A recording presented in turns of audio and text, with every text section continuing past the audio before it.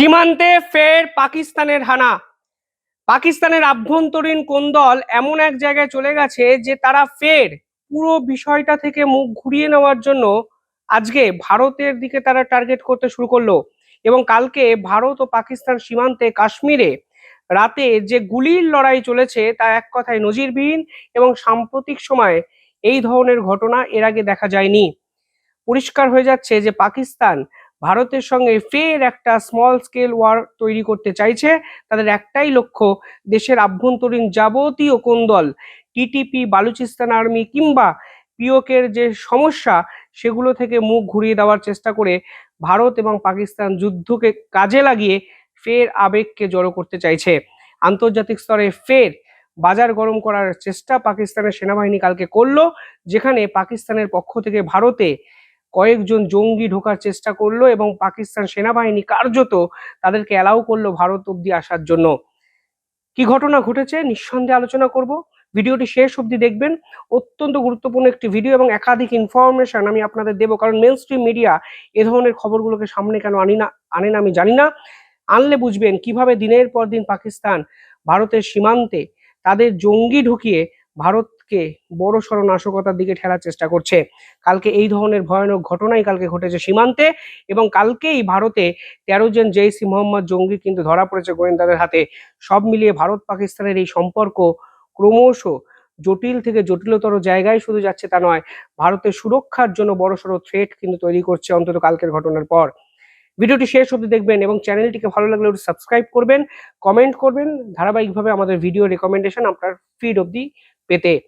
দেখুন, কালকে ভারতের সেনাবাহিনীর পক্ষ থেকে জানানো হয়েছে কাশ্মীরে তারকুন্ডি যে এলাকা আছে সেখানে 10টার সময় তারা কিছু সাসপিসিয়াস অ্যাক্টিভিটি দেখতে পায়।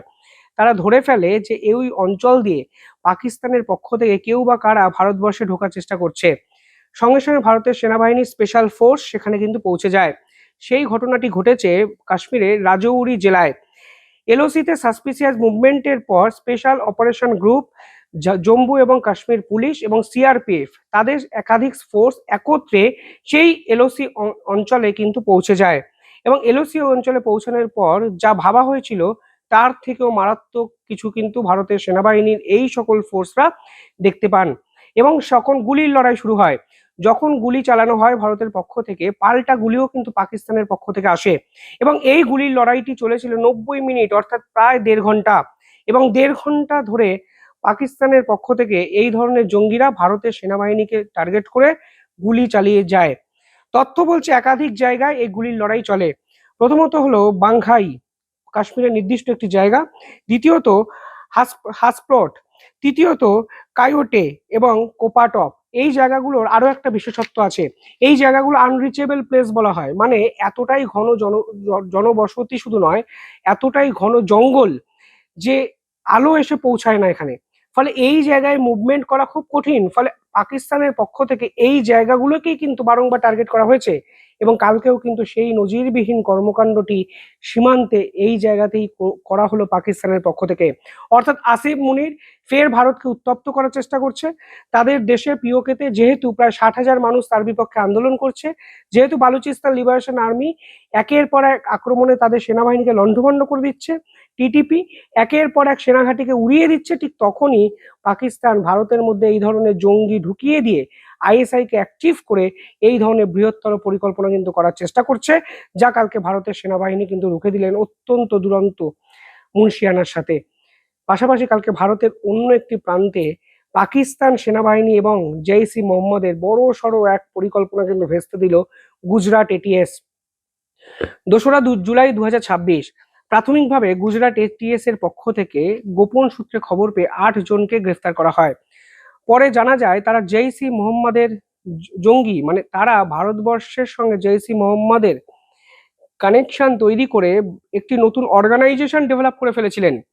পরবর্তীকালে তাদের বিপক্ষে ইউএপিএ সেকশন 13, 17, 18, 38 এবং 39 এদের ধারা রুজু করা হয়। জেলে প্রডিউস করা হলে তাকে 14 দিনের তাদের পুলিশি হেফাজত হয়। পুলিশি হেফাজতে আচ্ছা ট্রিটমেন্ট নিঃসন্দেহে হয়। তার পরবর্তীকালে পুলিশ খবর পেয়ে কালকে আরো 5 জন জঙ্গি কিন্তু অ্যারেস্ট করে, এবং এটিএস কাস্টাডি তাদের 24শে জুলাই অবধি দেওয়া হয়েছে। শেষ 3.5 বছরে গুজরাট এটিএস এর এটি 11 নম্বর অপারেশন, টেরর কেস অপারেশন, যেটি কিন্তু তারা করলো। অর্থাৎ অত্যন্ত তৎপরতার সঙ্গে ভারত এবং পাকিস্তানের বর্ডার এরিয়া যেখানে আছে সেখানে কিন্তু এই ধরনের জেইশ ই মোহাম্মদ তাদের কিন্তু স্লিপার সেলকে বিল্ড আপ করার চেষ্টা করেছে। কালকে তার ঘটনায় কিন্তু আরো একবার পরিষ্কার হয়ে যায়। জেইশ ই মোহাম্মদ কেন, দেখুন, পাকিস্তান অপারেশন সিন্দুরে সব থেকে বেশি ক্ষতি যেটা হয়েছে তাদের হলো ভাওয়ালপুর সেই জঙ্গি ঘাঁটিকে সম্পূর্ণভাবে গুড়িয়ে দেওয়া। এবং জেইশ ই মোহাম্মদের হেড মাসুদ হাজার তিনি পরিষ্কারভাবে বলেছিলেন তাই তিনি এর বদলা নেবেন। কারণ ভাগলপুরের যে মাদ্রাসায় ভারত আক্রমণ করে সেখানে নাকি তার পরিবারের সদস্যরা ছিল, তার ছেলে, ছেলের বউ, তার নিজের স্ত্রী, একাধিক সদস্যরা নাকি মাদ্রাসায় রাত বিরেতে ছিল। ভারত নাকি তার পরিবারকে শেষ করে দিয়েছে এবং এর বদলা হিসাবে তিনি ভারতকে ছাড়বেন না, এই হুমকি এবং হুঁশিয়ারি কিন্তু তিনি দিয়েছিলেন। আর জেইশ ই মোহাম্মদের তারপরের থেকে অ্যাক্টিভিটি কিন্তু ভারতে তারা বাড়ানোর চেষ্টা করেছে এবং গুজরাটে কালকের এই ঘটনা কিন্তু তারই প্রতিফলন। এই ঘটনায় দুটি মাদ্রাসার কথা উঠে আসছে, একটি হলো পাঠান এবং অন্যটি হলো নাফসারি মাদ্রাসা। এই মাদ্রাসাগুলোর সঙ্গে এদের কি যোগাযোগ অফিসিয়ালি আমাদের সামনে আসেনি, কিন্তু একটা জিনিস পরিষ্কার হয়ে যাচ্ছে যে এই মাদ্রাসাগুলোকে কাজে লাগিয়ে র্যাডিকালাইজেশন এবং লজিস্টিক্যাল সাপোর্ট হয়তো এই জঙ্গিরা, এই 14 জন জঙ্গিরা কিন্তু বা 13 থেকে 14 জন জঙ্গিরা পেয়েছিল, তা কিন্তু গুজরাট এটিএস এর পক্ষ থেকে কালকে পরিষ্কারভাবে বলা হয়েছে। এরা করছিলটা কি, শুনলে চমকে যাবেন এরা কি করছিল। প্রথমত এরা একটি লোকাল অর্গানাইজেশন ফর্ম করেছিল যার নাম দারুল ইসলাম গুজরাট জেইশ ই মোহাম্মদ, অর্থাৎ জেইশ ই মোহাম্মদের শাখা সংগঠন এরা গুজরাটে বিল্ড আপ করেছিল এবং পরবর্তীকালে এই নেটওয়ার্ককে গোটা ভারতে ছড়িয়ে দেওয়ার চেষ্টা কিন্তু করেছিল। পাকিস্তানের হ্যান্ডেলার আবদুল্লাহ এবং মোহাম্মদ উমারের সঙ্গে এরা রেগুলার কন্ট্যাক্টে থাকতো এবং তথ্য বলছে এরা প্রায় 3 লক্ষ টাকা পাকিস্তানের থেকে ডেপ্থ মারফত রিসিভ করেছিল। অর্থাৎ এমন একটি পরিষেবা, মানে ধরুন একটি নির্দিষ্ট জায়গা বলে দেওয়া হয় রাত 8টার সময় ওখানে যাবে, টাকা পেয়ে যাবে। অপর প্রান্তের কোনো ব্যক্তি 7টার সময় ধরুন ওখানে গিয়ে টাকাটা রেখে আসতো এবং এরা গিয়ে সেই টাকাটি নিয়ে আসতো। অর্থাৎ এক প্রান্তের ব্যক্তি কাকে টাকা দিচ্ছে বা সেই প্রান্তের ব্যক্তিটি কার থেকে টাকা নিচ্ছে এই পুরো বিষয়টা কিন্তু তাদের কাছে অজানা থাকতো। সেই রকম সিস্টেমের মাধ্যমে 3 লক্ষ টাকা রিসিভ করেছিল এই জঙ্গিরা এবং এদেরকে নির্দেশ দেওয়া হয়েছিল একটি 4 চাকা গাড়ি কেনার জন্য এবং একটি থাকার জায়গা বসবাস করার জন্য। এবং সেখানেই একাধিক এক্সট্রিমিস্ট বই পাওয়া গেছে যা কালকে গুজরাট এটিএস উদ্ধার করেছে।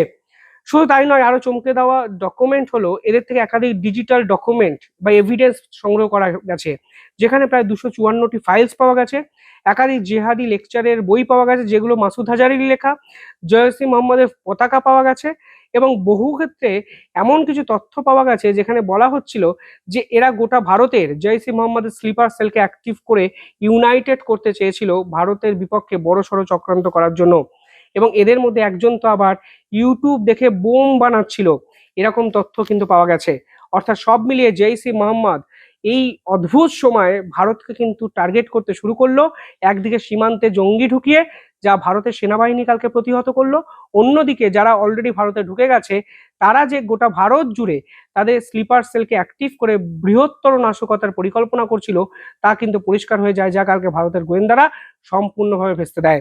অর্থাৎ খেলা কিন্তু জমে উঠেছে কারণ এই পাকিস্তান ঘরের কোন দলে রীতিমতো জর্জরিত, তারা আন্তর্জাতিক স্তরের কাছে মুখ দেখাতে পারছে না। দিনের পর দিন বালুচিস্তান লিবারেশন আর্মি তাদের যেটুকু মান সম্মান ছিল সেটুকু উড়িয়ে রেখে দিয়েছে। পিওকেতে আন্দোলন, সাধারণ মানুষের আন্দোলন, যার উপর নৃশংসভাবে গুলি চালিয়েছে আসিম মুনিরের নির্লজ্জ সেনাবাহিনী, ঠিক সেখান থেকে দাঁড়িয়ে ফের যদি ভারত পাকিস্তান যুদ্ধ একটা লাগাতে পারে তাহলে তারা কিন্তু তাদের ভাবমূর্তিটি তাদের দেশের মানুষের কাছে আবেগকে কাজে লাগিয়ে ফিরিয়ে আনতে পারবে, কিন্তু লস তো ভারতের হবে। আন্তর্জাতিক স্তরে যখনই ভারতের প্রভাব এবং প্রতিপত্তি বাড়ে তখন নতুন করে যুদ্ধে ইনভলভ হয়ে যাওয়া মানে একাধিক একাধিক ইকোনমিক্যাল যে রিলেশন গুলো আছে সেগুলো কিন্তু ইমব্যালেন্স হয়ে যাওয়া, যা পাকিস্তান এই মুহূর্তে চাইছে। অর্থাৎ সব মিলিয়ে সীমান্তে ধুমধুমার পরিস্থিতি। ভারতের সেনাবাহিনী ও গোয়েন্দারা অত্যন্ত তৎপরতার সঙ্গে এমন কিছু ভূমিকা কালকে পালন করলো যা 140 কোটি ভারতীয়কে সুরক্ষিত করলো ফের একবার। Salute to our Indian force, salute to our Ajit দোভালের টিম, এবং আমরা ওদের জন্য সুরক্ষিত তা কিন্তু বলার আর অপেক্ষা রাখে না। যাই হোক, আপনারা কিভাবে দেখছেন পুরো বিষয়টি কমেন্টে জানাবেন। দেখতে থাকুন দ্য ইন্ডিপেন্ডেন্ট বেঙ্গল। ধন্যবাদ।